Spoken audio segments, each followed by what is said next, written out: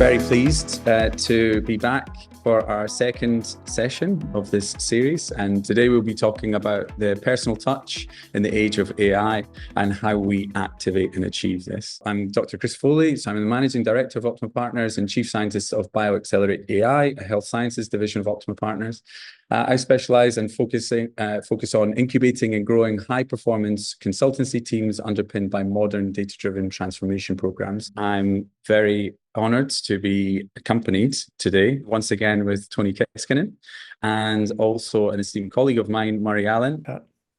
So Toni is the Chief Product Officer and founding partner at 180 Ops, with over 25 years of experience in leading and implementing customer experience and insights development, design, measurement, and marketing intelligence for B2B companies. So Toni is the author of 5 books and describes himself as a customer-obsessed entrepreneur, catalyst for change, and speaker with a passion for driving transformation in people's ways of working for their and their customers' benefit. So welcome, Toni. Thank you very much. I'm also joined by my colleague, Murray Allan. So Murray is a practice director at Optima Partners. Murray has a very strong scientific background, and his training and creativity are evidenced daily in the way that he leads Optima's customer strategy and engagement position in the market. Murray's area over the last 12 months has seen an electric growth. He leads major customer and marketing transformation programs across leading global brands, with a strong focus on CRM and next best action decisioning. If I ever have any questions in those areas, I'm straight on the phone to Murray. So really pleased that Murray could join us today. Very interesting topic today. Personalization, as both of you know as experts, is such a hot topic across all of those sectors that I mentioned: insurance, financial services, energy, health, in very different flavors and very different ways.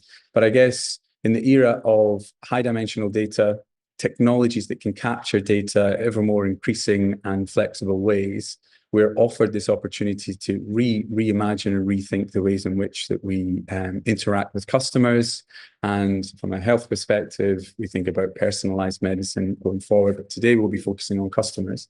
I'm going to begin the session by talking about the value of personalization. So let's contextualize why are we interested in personalization? And I'll bring Murray in first. So Murray, why is personalization important in today's market? Thanks, Chris. And hi, Toni. Great to be chatting with you today. Yeah, Chris, it's an interesting point. I think personalization is critical, and you will see that term plastered everywhere today. Every organization is chasing personalization. I think if we actually start by looking back to financial services and banking in the 80s. Well, I wasn't born to the late 80s, but I will take people's word for it. The banking back then was very centered around personal relationships. I think everyone had personal branch managers, personal bankers. They knew about you. They knew personal details. They knew about your life, and that was the service that people expected. If we kind of fast forward through the decades since then, we obviously entered the sort of digital era in the late 90s and 2000s, and that saw a kind of welcome of greater financial portability and access to financial services. Around 2010, if we think about the sort of proliferation of digital channels, we started to see more self-serve. There was far greater money management and far greater digital services around banking and services being at consumers' fingertips. 2024 is like the 1980s on steroids. It's again all about personal relationships, but this time it is kind of consumer expectation that personal element and personal touch is at their convenience in the channels that they choose to interact with. And that's putting a massive demand on businesses to try and service that expectation. I think this has been accelerated over the last few years with the global pandemic. It kind of acted as a massive catalyst to digital adoption, both from businesses having to adopt digital channels because consumers were increasingly adopting digital channels in order to actually facilitate some of their everyday transactions. It's driven consumer expectation now to expect brands to know and understand them. They start looking for value exchange in every interaction, and especially with the sharing of data now. And there's a greater, I think, kind of understanding from consumers around data. And I think GDPR was a massive element of that as well. So there is this increased expectation that brands need to be giving back to consumers in terms of sharing that data and how they're using it. And this is kind of no more so in financial services, where I think the products and service offering are so critical to people's lives, and there's more and more recognition around financial well-being, and therefore the relationships need to be built around that trust and transparency with financial services organizations. Now, one way in which they're doing that is through personalization. And as I say, every organization that we hear and see about is striving for an element of personalization and looking to drive value with consumers through that. But I think one thing to look at is how personalization can be interpreted in different ways. It means different things to different organizations. And even within pockets of the same organization, personalization can be interpreted in different ways. There's positives in that, there's also negatives. And I think getting alignment on what personalization really means for an organization is really important in terms of how does an organization start to look at deriving value through personalization. What is most talked about within personalization is content. And it's kind of what individual consumers sort of see it day to day in what they see in a brand. So they see information in emails, they see things online, they see content out in the wild, so billboards, they look at bus stop posters, etc. There are thousands of elements of content out there that they're seeing in brands.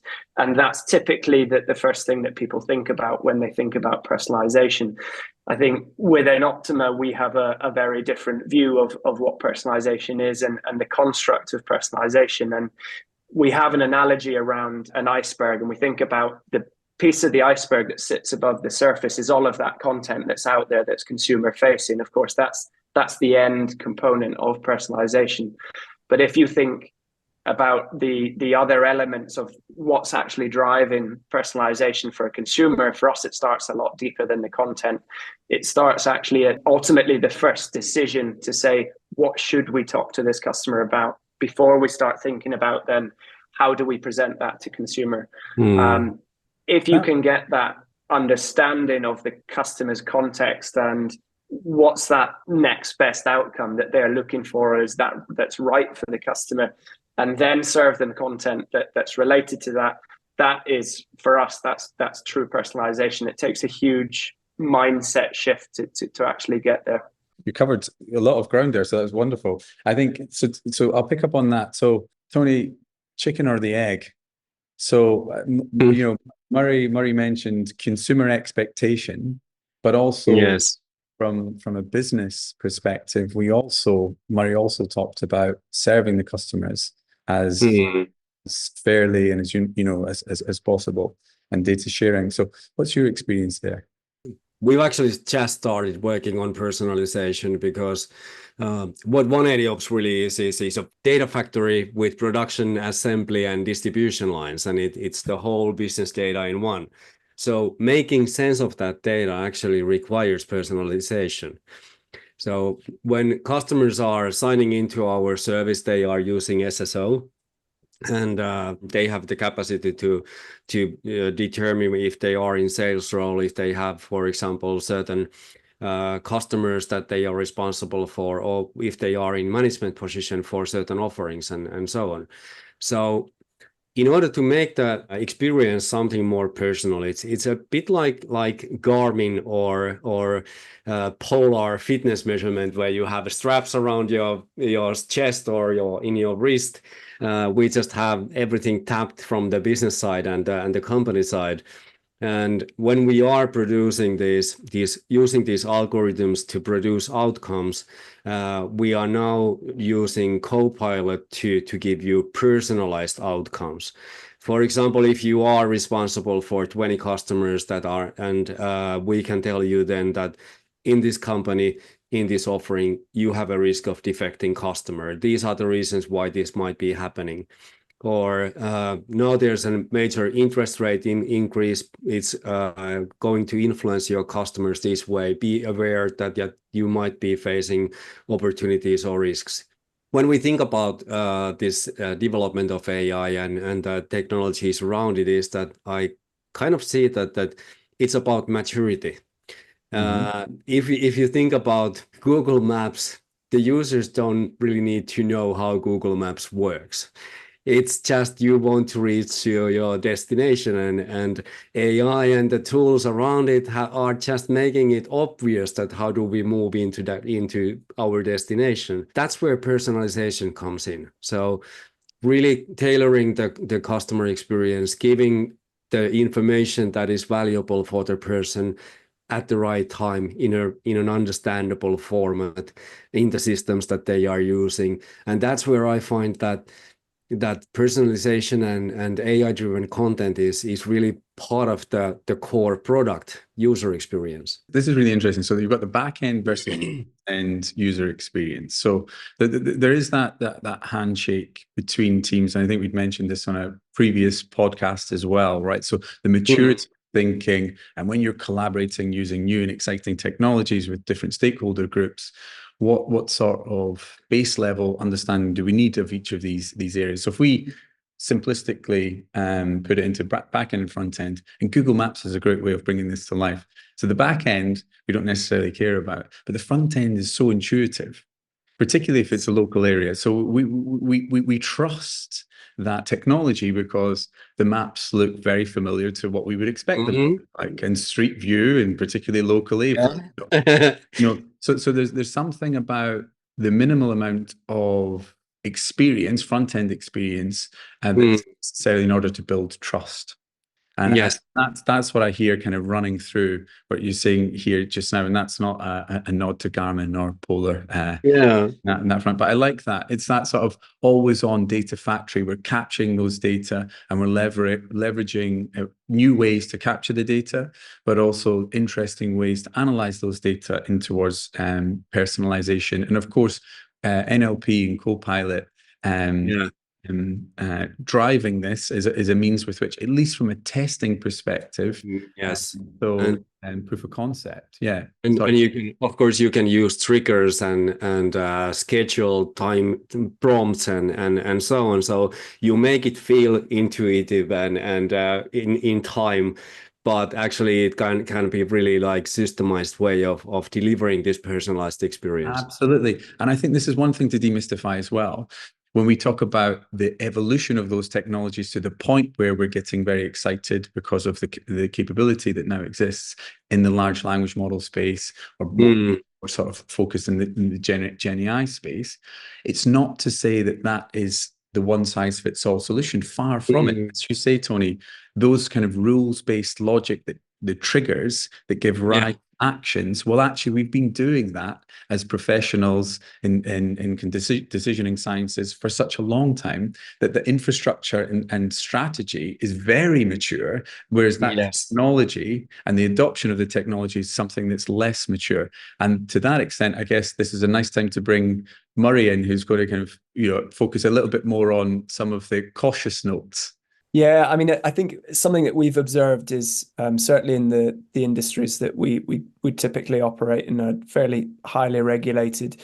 The adoption of AI and generative AI is naturally slower because you're working in, say, sensitive environments.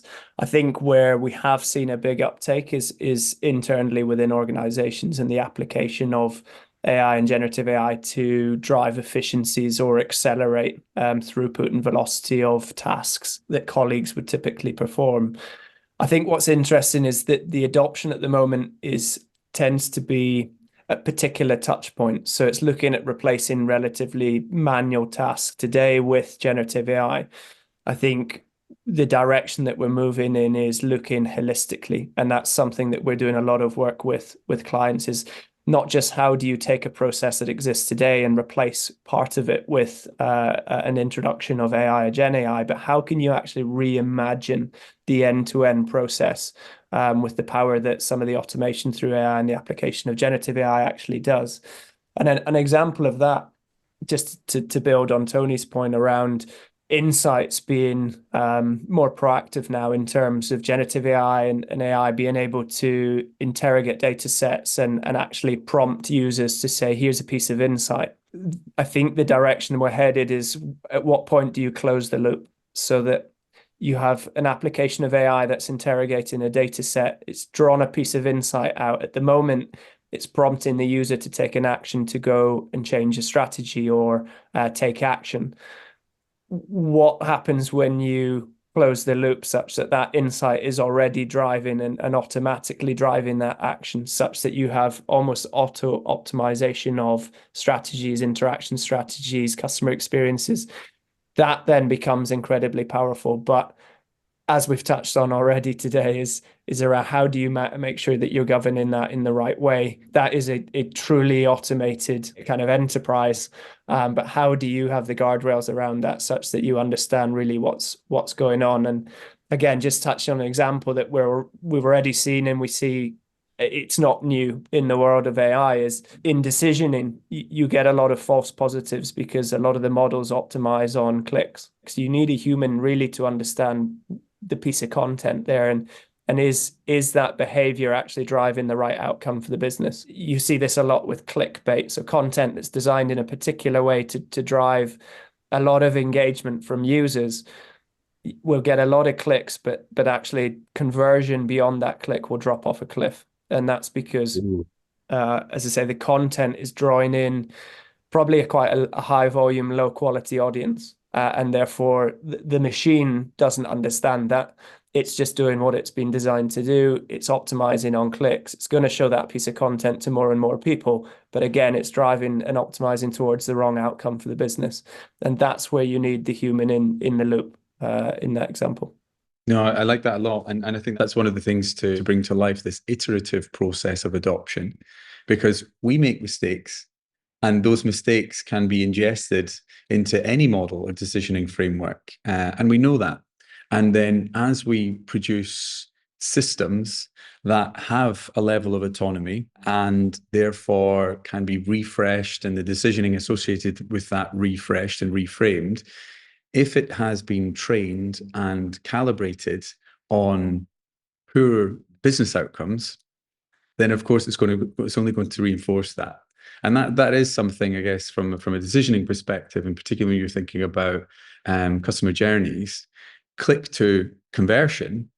Well, we know that across many sectors that we're working in, the difference between optimizing on a click and then actually the true value to the business, which has the customer engaged with the product and converted, is a very different process. Now, from a machine learning perspective, one of those processes will have lots of ones. So was the customer interested in clicking this banner? Well, yes, they were. Did they convert? Well, that's a lot more sparse and rare.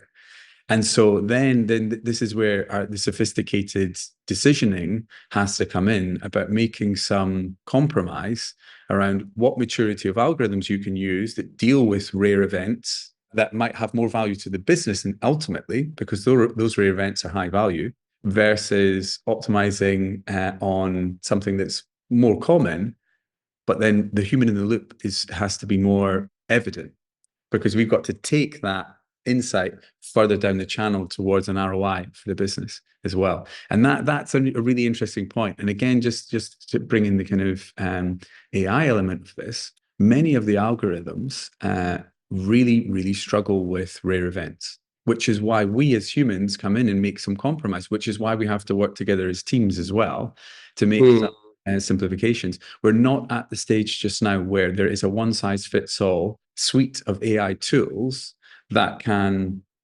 bring a process which is unfortunately passed away back to life. There's no CPR here, AI CPR, quite yet. So we have to be very clever up front. And that's why it really is an iterative process. One of the things I wanted to bring to life as well, kind of across our client base, are clever things that people are using in that kind of generative content space, reframing in a personalized way, the way not only the tone of voice to a customer through a channel, but maybe that first point of contact. So if you're coming through direct messaging, What does the header look like? Is that a bit of an area that we can start to optimize on? Because the content itself can be quite challenging. So there are clever ways of getting earlier wins by focusing on smaller elements of customer comms. I see in B2B there are now there's a major demand for lead generation, and one of the services that is now being leveraged is that for example, the first contacts with the companies are being AI generated in a way that there's, for example, they use some content that you have recently published in LinkedIn, and then give some positive feedback for it, and then move on to the actual content that they want to tell to the customer. But there are ways and that the kind of personalization is mass customized, or it's in mass scale, that is not that maybe dangerous, because it's making a quote or feedback about something you've published yourself. But there's a lot of things like this happening right now. And in some really interesting cases where people have got it wrong, right? Pricing. You can. I think there was a sort of high-profile airline that decided to sell off some first-class tickets at very interesting welcome travelers. Would anyone like to sit up front on this occasion for 10 pounds or whatever unit of currency it was? Yeah, things like that, and also obviously bots that are being disparaging of the companies with which they're supposed to be calibrated to promote. Interesting, isn't it? It's sometimes I think about the kind of the machine learning space similarly way people thought about hackers in the 90s and the early 2000s. Well, if you think about, for example, flash crashes in the stock exchange that are machine generated, just the parameters meet certain point and everybody starts getting rid of the stocks, and then you generate a flash crash.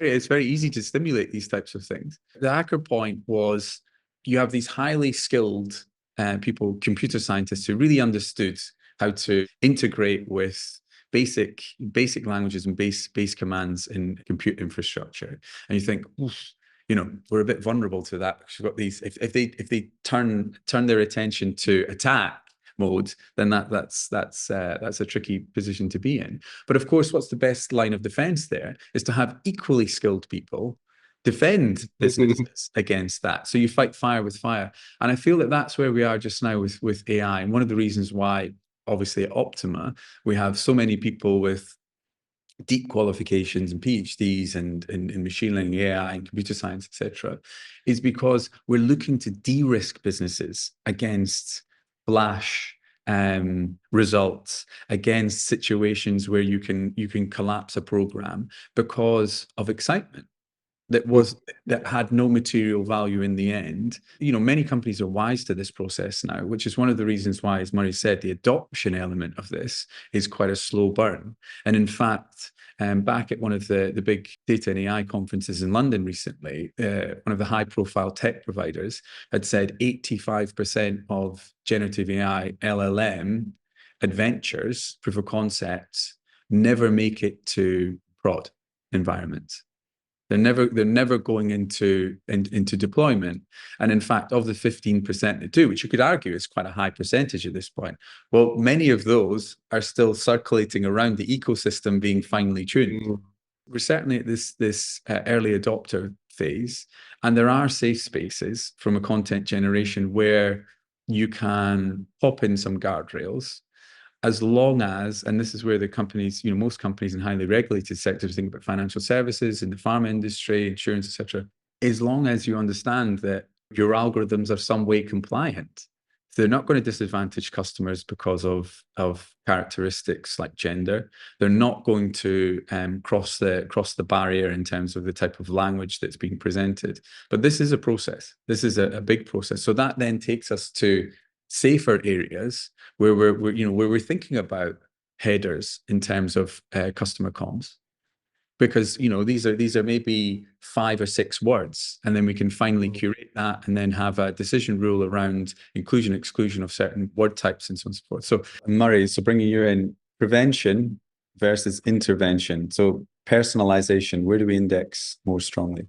Again, it's interesting in what we're seeing out there in the market, people's immediate views. And I think this is because the mindset is still very much sales driven, especially in financial services. There's a lot of commercial pressure from shareholders, and what we see is a lot of the financial services organizations is starting to look at how do we use personalization to sell more. There is a massive amount of opportunity, both in that kind of preventative, proactive nature from a service perspective, but also a lot in terms of driving efficiencies for an organization. If you think about the amount of resource and investment that goes into sales activities, you look at the traditional way that organizations interact with customers. It's we build a campaign, we send it, we move on to the next one, we build another campaign. What we're seeing is this sort of slowly this kind of mindset shift to actually, if we support customers in servicing them and supporting them in actually achieving those jobs, we're actually seeing efficiencies through an organic commercial uplift in sales, because that relationship is deeper, it's broader with customers, but also it's shifting that focus on investment into areas that I think are, for example, always on. So we're moving away from these single send batch campaigns to more automation that's looking at listening to customers, listening to their interactions and the signals, and responding proactively in terms of automated communications to Tony's point. Triggering them before they pick up the phone, or before they walk into a branch, or start with a call center agent. Actually, we can start to use these signals and start to predict what that best outcome for the customer is. And it's shifting away from that sales nature of that relationship with customers. And I would add to Mari's point that when we talk about personalization and marketing, it's really often that the first thing is to close the first deal. But when we look at the company's databases and how they generate actual revenue, 80% of their revenue is mostly coming from existing customers. What we do at 180 Ops is that we map them out as offering penetration, and you always see that customers using one offering or two offering represent majority of customers. And it goes like this. But when you look at the revenue curve, it goes like this. So the small amount of companies, our customers, are actually driving that 80% of revenue. And this is, in a way, it's a blind spot. That what I'm really thinking in terms of personalization is about how do we maximize customer lifetime value. Customized lifetime value maximization by penetration means that when the customers are using multiple offerings, it also means that their retention is much better. They are much less likely to defect. They find the value much more holistic, in a sense that you can actually grow to be a strategic partner with the customer. In the early 2000s, it was all about customer acquisition. Early 2010, we actually discovered that there's churn. We need to prevent it. Then came the wave of service design, which was centered around service moments. And I think that we are now finally reaching the time when we can actually look at the whole customer lifetime value and customer lifetime relationship. I think this is going to be a major shift in the perspective of how do we manage companies and customers. So that takes us quite nicely into the AI space, which I'll introduce in a sec. But Murray, before we do that, just thinking about some examples that maybe are front of mind. So when we think about always on, listening to customers and responding more proactively, and if we take customer churn as an outcome there, are we seeing the reduction in churn owing to these types of interventions? It's still very early days. One of the examples around churn I always think about is are the areas and the interactions that not necessarily immediately associated with a customer churning, and it starts all the way to Tony's point from onboarding. So your existing customer base and how you're actually onboarding a customer, both to the product or service that they've opened with you, but equally the brand and that relationship. And if you look at typically a welcome or an onboarding program of communications, it's traditionally been seen as just something that's a kind of hygiene factor. But actually, we did some work a number of years ago with a global payment solution where we looked at the 12-month value of customers that were properly onboarded, started to adopt the products and services and the digital channels that customers were using, their 12-month value was hugely increased versus the customers that didn't adopt within a certain time period. So it puts the importance in every interaction and what customers are doing, and the impact that has on some of the other areas of the life cycle. We actually see churn prevention, again, talking about proactiveness. Again, if you can get customers to adopt early in that life cycle, and keep them engaged through their sort of in-life period, you shouldn't have to worry about churn.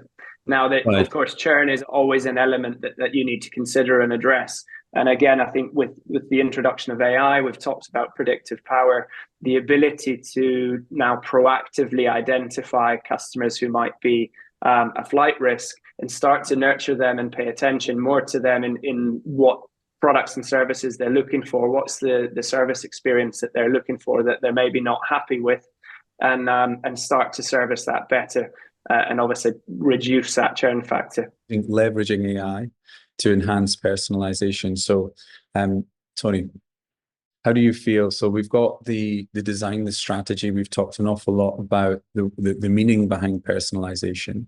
So what is the role of AI, and how does that help achieve some of these very ambitious targets? In our case, we've approached it by creating understanding. So analyzing the marketplace, recognizing that what are the factors driving or hindering new purchases? What are the drivers either driving churn probability up or reducing it? When you kind of have those both ways understood, you get the kind of decision-making platform that, let's say, for example, on the offering side, there are offerings that drive acquisition. So early door openers. Then you have revenue accelerators that have a halo effect in the customer relationship. When you are starting a collaboration with the customer, the earlier they kind of adopt the halo products, it drives their value and retention much higher. Then there are anchor type of products. You can call them locked in, so also, which is not a positive sign. But for us, in 180 Ops, AI is a tool that allows us to kind of create clarity into these types of things.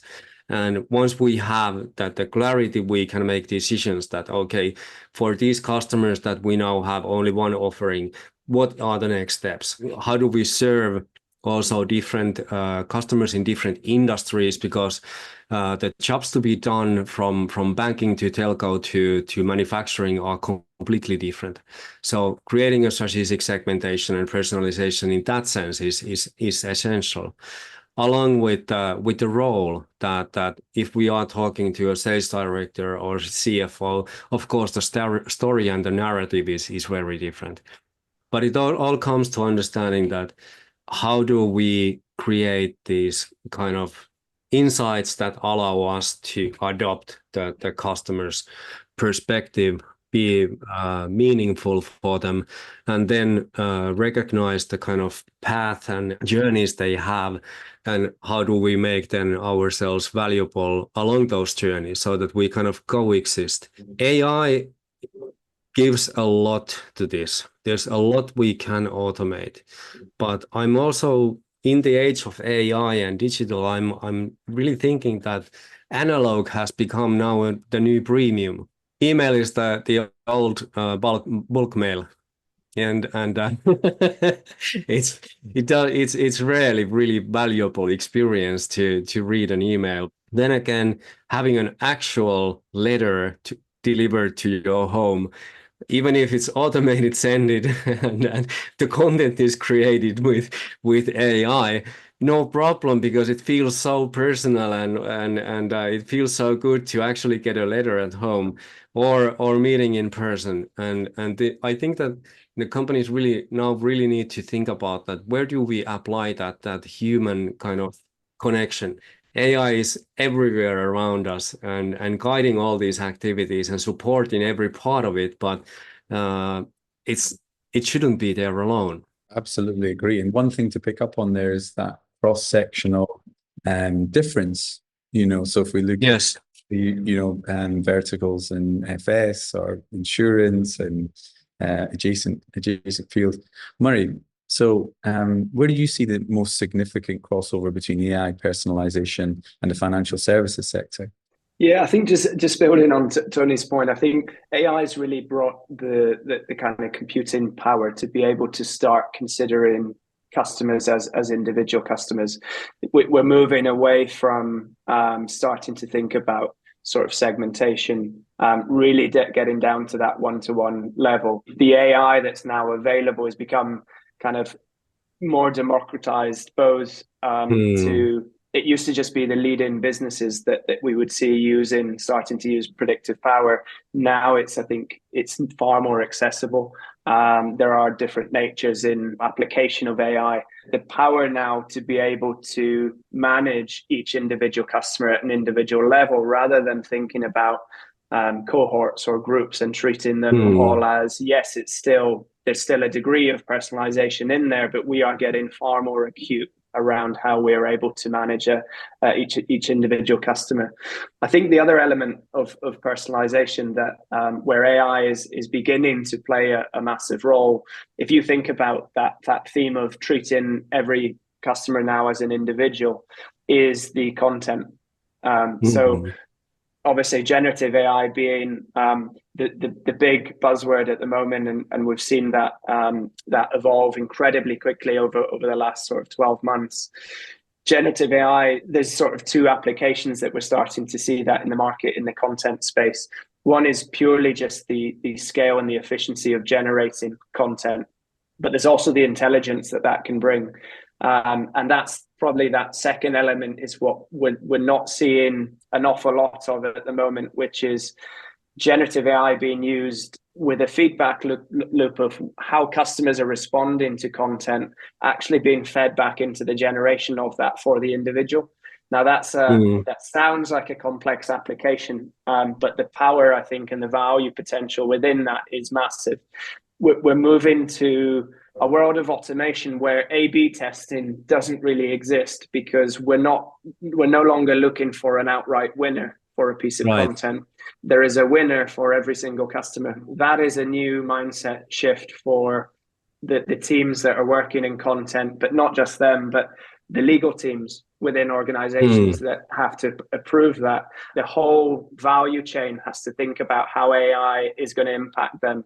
And that's where we're seeing this sort of bottleneck in some of these areas actually shift. AI has shifted the bottleneck from content generation into content approval. And as I say, the intelligence of how we are creating content for the individual customer. So Murray, on that, and this is to both yourself and Toni, do we have rich enough data assets, enough high quality enough data assets to have that type of hyper personalization? So in years gone by, what we would do is we'd aggregate a customer base to make average statements about the likelihood of a purchase or the likelihood of adopting a particular product, whatnot. Do we feel that we are approaching that point? Are we already 2 years into this, where hyper personalization and not overfitting to the last action the customer has taken to prognosticate the next? Toni? I think that in B2B, we actually have plenty of data. So in B2B side, we are talking to customers as professionals, that we are addressing them in their role. And the B2B data is so much easier to access, and it's in a structured format compared to consumer side. So I think there we are really far. But now that we've been discussing with Murray about this kind of use cases and so on, it's good to understand that, let's say, for example, recognizing what 180 Ops does is making sense of the data and the company's situation at the moment. Then comes the next AI, taking from that insight into making the action design. How do we prioritize? What are we going to do? Then next line of AI comes to consider that how do we make a meaningful piece of content for this person? And all this goes through LinkedIn algorithms and programmatic buying algorithms and so on. And I think this is where things really get complicated, because it's a string of AIs we are now facing. So what we need is some Lord of the Rings AI Yes. to rule them all.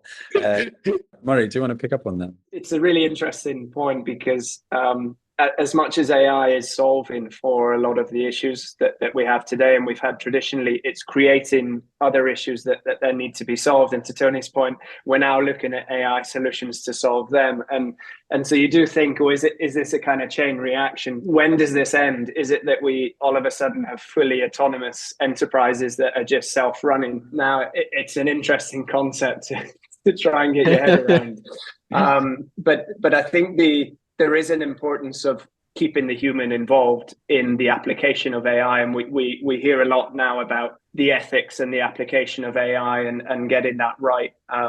We've all seen instances of AI going wrong as well. And the risk is that typically when it goes wrong at scale. It is something that, again, if you look at the regulatory landscape, we're starting to see that change and start to shift because of the presence of AI. And we talk about, coming back to the use of content, traditionally we've always been approving the actual end asset. If that end asset's being generated at an individual level by a generative AI, that there's just no way that you can expect a human to be able to approve every single content asset. So does the focus of approvals, for example, does that actually shift from the content to the content generator, which is the AI models? And the same we're seeing with regulation. Yeah, it's regulation is starting to shift away from necessarily the end output to the actual thing that's creating that end output. So it's as I said, it's a really interesting space right now. What we're really talking about is aggregating the momentum of two fields. So the momentum of personalization and the momentum of AI. And the Venn diagram there is they're not mutually exclusive sets, right? There's a bit thinking of the provenance of why is personalization gaining momentum in the market just now? Simple question. But it feels like across those verticals that we talked about earlier on, those four key sectors, each one has a personalization agenda on that kind of strategic roadmap for the businesses that comprise many of the kind of top five. So why are we here? Why are we talking about this? It's do or die. Unless we are capable of adapting to customers and creating them personal value, it's just something that is so strongly expected that if we don't meet those expectations, there are others willing to take those customers away from us. So that's why it is so crucial. What we're starting to see, Chris, is the results of some of those kind of early leaders who invested. I mean, there's elements of AI and predictive kind of power and capability that it's not new. People have been doing next best action customer engagement for 5-10 plus years now, and we're starting to see major results being kind of published around some of the banks globally that are starting now, as I say, to see that longer term value that Tony talked about, the customer lifetime value. It's very hard to measure in the short term because efforts, as I say, early on in a life cycle, you don't really see the impact on churn for a long time. Certainly not at the scale that you might need to look at what's that return on investment. The kind of investment that has been made is the tens of millions. So we're starting to see use cases and stories coming out now about the impact that personalization's having at a larger scale. Not just at a campaign level, and we're tracking campaign metrics. It's looking at macro investment with macro return, and I think that is kind of shocking organizations into understanding that they need to be involved in this, and you can see that from generative AI. Everyone's trying to do it, and I think that's the right thing. You have to be in the game. You don't necessarily have to be doing or being the leader, but you have to be involved in it before it gets away from you. It's a long-term burn, but I think as I say, you have to be in the game to stay competitive. And I pick up on that, Murray, because I think this is a really important one. So, Murray, as a knockout expert in customer strategy, Tony is a knockout expert in design and product development. and strategy. How do you feel about the emerging reliance on a cohort of individuals who are calibrating algorithms, the mathematicians, the computer scientists, serving technologies that, to disentangle what's actually happening in there, is a really difficult exercise and would require maybe 5 to 10 years of going back to university. The handshake that exists between those two communities, as an expert that sits on one side, and Murray, you talked about the feedback loop that's absolutely necessary there. Do you think that partnership is well understood? Would you require more from the machine learning community? Should we pay more emphasis and attention to that join? Or do you think that companies, 180 Ops, Optima, we're diverse companies, so we have our ML AI experts, and we also have our customer strategy and product development experts, so they're sitting in one house. How does it work, in your opinion? There's a kind of nationwide approach and society level approach, and then the practical needs. So how I see it as that as a Scrum team and an agile development team, you need both. And they need to work hand in hand really tightly together. So there has to be collaboration. There's no choice. That's my answer. Yeah. Murray. I talked about the kind of democratization now of AI and it becoming far more accessible to organizations. Now that's happening through technologies. And I think that there needs to be a balance of the technology providing businesses with that capability, but having the people in-house who understand how to apply that technology in the right way. And I think, as I say, that's a critical balance, and something that I know organizations like ourselves that's the service that we offer. But more and more, I think technology vendors need to also recognize that is an element that needs to be both for them and the client in terms of getting value out of the investment and that relationship. So to that extent, do you see, in terms of early adopters, the emergence of these technologies, are we saying that there is, greater emphasis now on the contextual relevance? So we think about test and learn frameworks and the product design. Do we think it's a problem that technologies, OpenAI, jumped out into the kind of, those in the know were aware of OpenAI, of course, but I think, late 2022, early 2023, when ChatGPT sort of bursts onto the scene, GPT-3, my apologies, it was a bit of a revolution and a wake-up call for people that these technologies were being incubated in the background, but they weren't necessarily contextually relevant for a marketing function. So what's happening now is that complexity, and we've talked a lot about complexity, the richness that we can capture, the richness of the dynamics that we can capture, but actually what we end up doing, which is, again, being part of our conversation, is sort of shrinking a problem down to something that's human tractable and working with that. And then we find, so that's the first AI.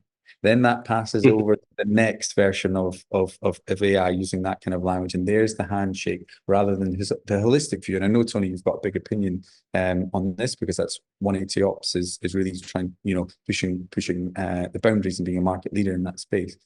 Do we put a warning signal out? Do we throw up fire the flare and say, well, actually, we shouldn't be adopting these technologies outside of the context of expert guidance and relevant in situ application and development? So should we be fast to adopt ChatGPT if I sit in a marketing function for business X versus a small language model framework where I can use contextually relevant data that I have ownership of and really curate around there, which of course you can do. There are clever things you can do mathematically and from a computer science perspective to take an open source platform and then recontextualize. But you're losing a lot of information there about the development, the co-creation.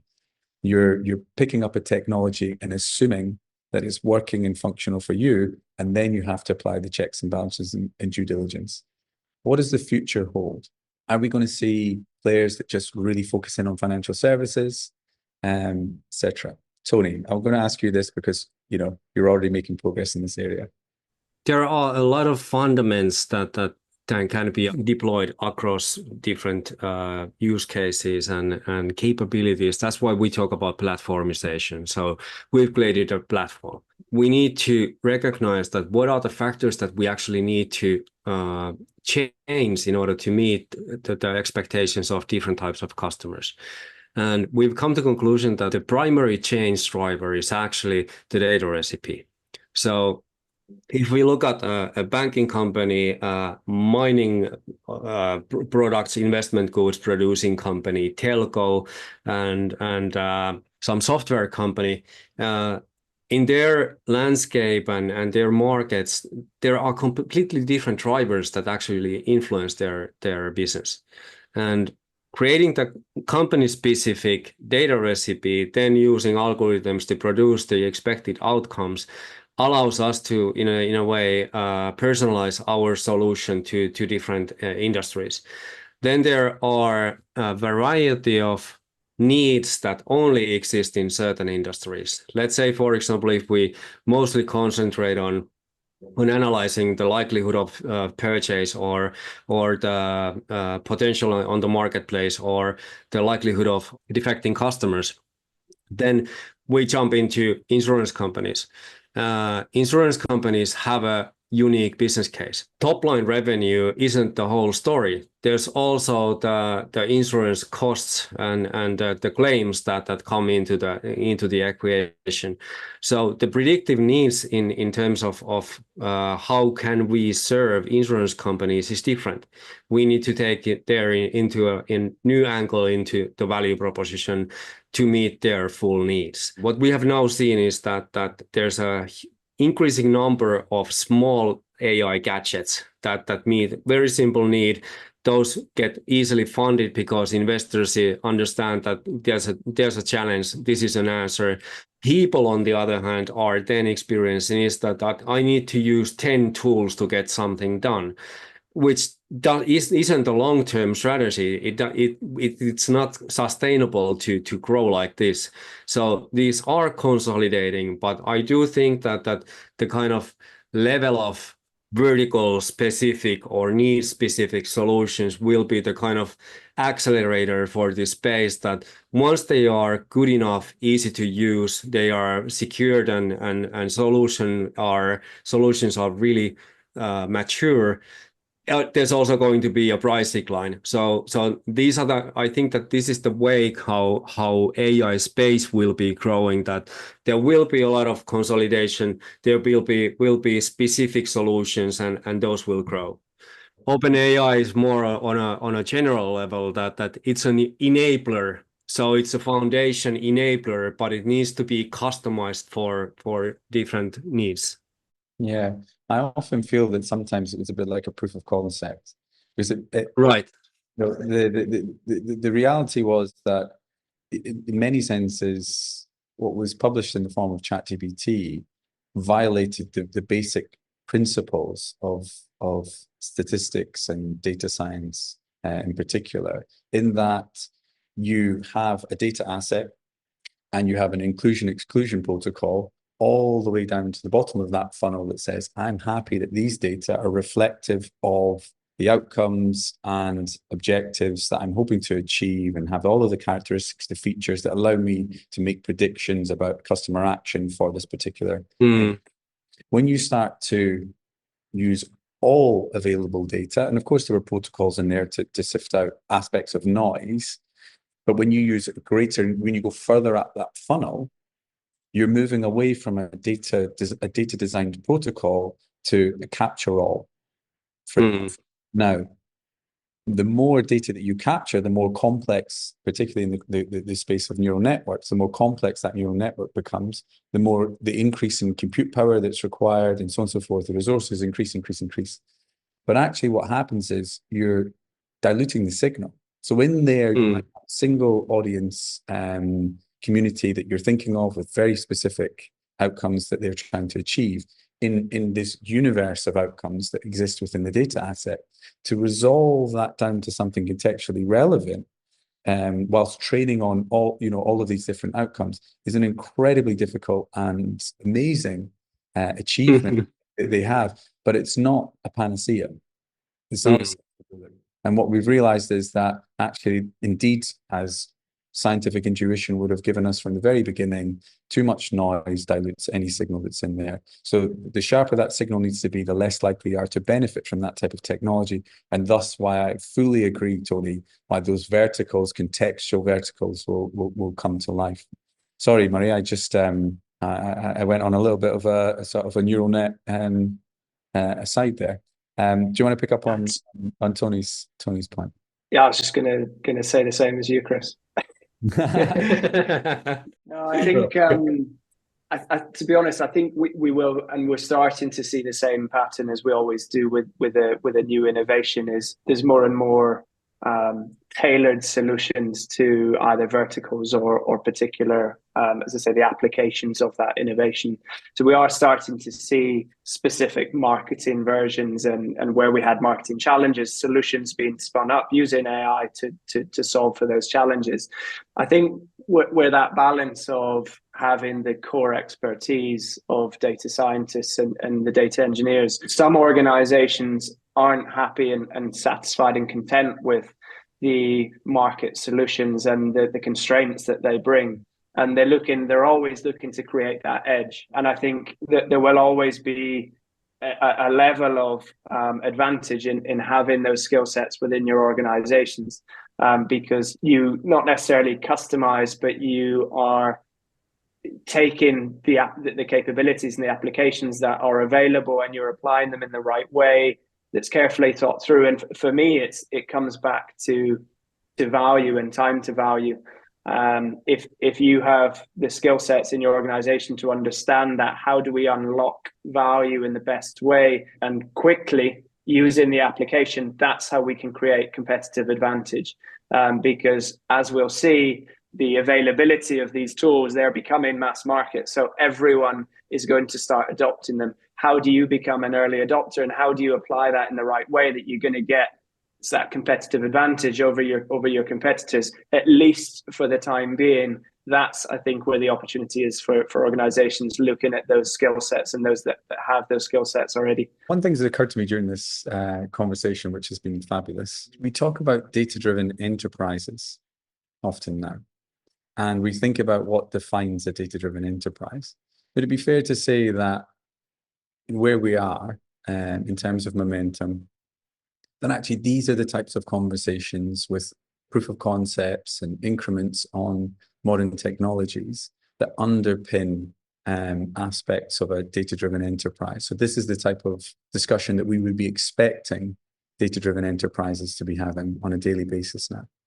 Toni? Oh, I do agree. Yes. This is exactly the kind of discussion that should occur, and I think that it's rapidly moving into that direction too. Murray, final thoughts? From what we're seeing in the market, these conversations are happening. There is a level of nervousness around those who want to be kind of step up and be front runners from a kind of PR standpoint. That's a big thing and a big advantage. But I think the extent to which some organizations, especially in highly regulated markets like financial services, etc., there is an element of caution in the extent to which they are kind of exploring and the use of data. There's a balance between needing regulation to accelerate, but it's chicken and egg. Do you need the regulation to come first to then kind of permit and set control around what organizations are doing and what they're investing in? Or is it actually the inverse of that, and organizations are leading the innovation and the regulation is simply one step behind, trying to shape that? So there's an interesting balance, and it's an ongoing conversation that we're having with clients around that kind of chicken and egg dilemma. I completely agree. I mean, it's going to be absolutely fascinating across the next 5 to 10 years and beyond. It's fair to say now that as professionals working this era, our careers are underpinned by how transformative data and associated technologies are in making our lives enriched in terms of decisioning, but also the complexities that we've discussed as well. This is a non-trivial exercise in integrating complex black box technologies and convincing customers that will enrich and enhance their customer experience and the provision of services versus complicate things. One thing we haven't touched on, but nod to the first podcast, was a bias. So the ambition to change customers' experience and lives for the better, but sometimes there are unintended consequences. We did touch a little bit on that. I think in summary, the three key themes. So it's clear the momentum is with us. It's clear that in any complex question we're trying to solve, context is key. And AI is not an exception to that. In fact, the context is ever more important. But the term AI, we're using that as a catch-all. Realistically, it's an ensemble of methodologies that some of which date back 60 years, some of which are contemporary, just coming out of the machine learning conferences within this year alone. So AI itself is not the magic wand. It requires that community to work effectively together. And we see the benefit and the success of that. I'll thank Toni and Murray once again. Thank you very much. You can be found on the internet. You exist in digital forms. You have LinkedIn profiles, and you have pages on your respective companies' websites, Optima 180 Ops. And of course, encourage people to reach out to you both if this has been an interesting topic and listeners would like to learn a little bit more.